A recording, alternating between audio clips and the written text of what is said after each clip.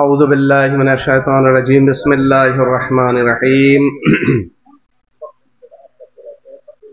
وبه نستعين والحمد لله رب العالمين بسم الله الرحمن الرحيم وقل جاء الحق وزهق الباطل إن الباطل كان زهوقا صلوات بر محمد وآل محمد। দেখেন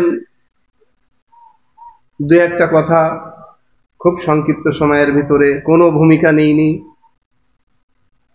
মাহফিল আমরা মুনাকিদ করছি মির্জাপুর গ্রাম কমিটি এবং যুবকরা গ্রামবাসী সবাই একসঙ্গে। তো বিষয় হচ্ছে কোরআনে মাজিদের সূরা আল ইসরার যে 81 নম্বর আয়াতটা পড়লাম, একটুখানি ধ্যান দেওয়ার ব্যাপার আছে যে আয়াতের ভিতরে আল্লাহ রাব্বুল আলামিন ইরশাদ করছে, কারণ মাহফিলটা হলো যুগের ইমাম আলাইহিস সালামের উদ্দেশ্যে, ইমাম আখরি ইমামে মাহদি আলাইহিস সালামের উদ্দেশ্যে। তাহলে সেই ইমামের মারফত রাখা আমাদের প্রয়োজন না? ইমামের সম্পর্কে জ্ঞান আপনার থাকার দরকার না?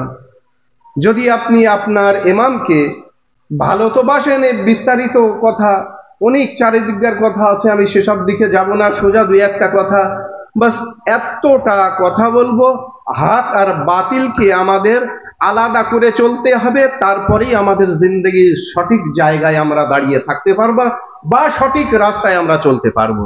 দরুদ পড়েন মুহাম্মদ ওয়া আলে মুহাম্মদ। কোরআন বলছে হক আসবে যেদিন, সেদিন বাতিল নেস্তনাবুদ হবে। আর বাতিল কখনো হকের সঙ্গে মিল থাকে না, মিল হয় না। আর বাতিল সর্বদা নেস্তনাবুদ হবেই, এটা শেষ কথা। আপনি জানেন ইমামে জামানা জহুর করবেন কাবার দিওয়ারে, দক্ষিণ দিওয়ারে, ঠিক আছে?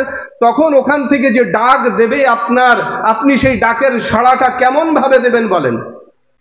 আপনি রয়েছেন ইন্ডিয়ানে, পাকিস্তানে, বাংলাদেশে, লবনানে, সিরিয়ায়, যেখানে থাকেন, ইমাম তো আসবে কাবায়। এখানে বসে আপনি তানার ডাককে কিভাবে শুনবেন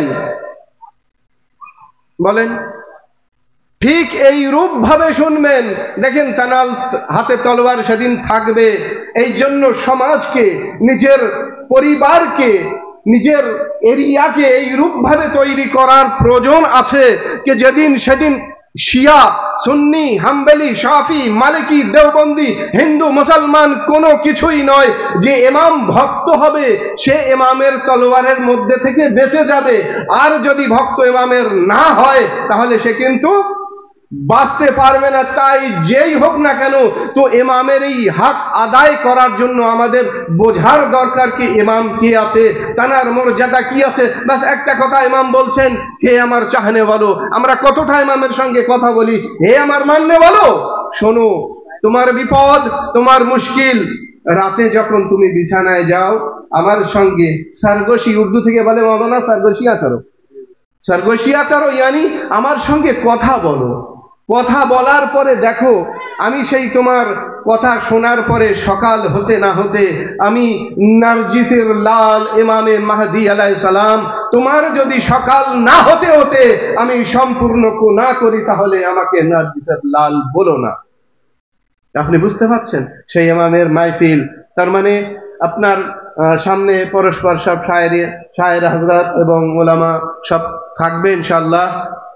এই নিয়ে কে আমরা আমাদেরকে যেন তৈরি করতে পারি হকের সঙ্গে, এটাই শেষ। আর অবশেষে একটি কথা, এক অপরের জন্য দোয়া।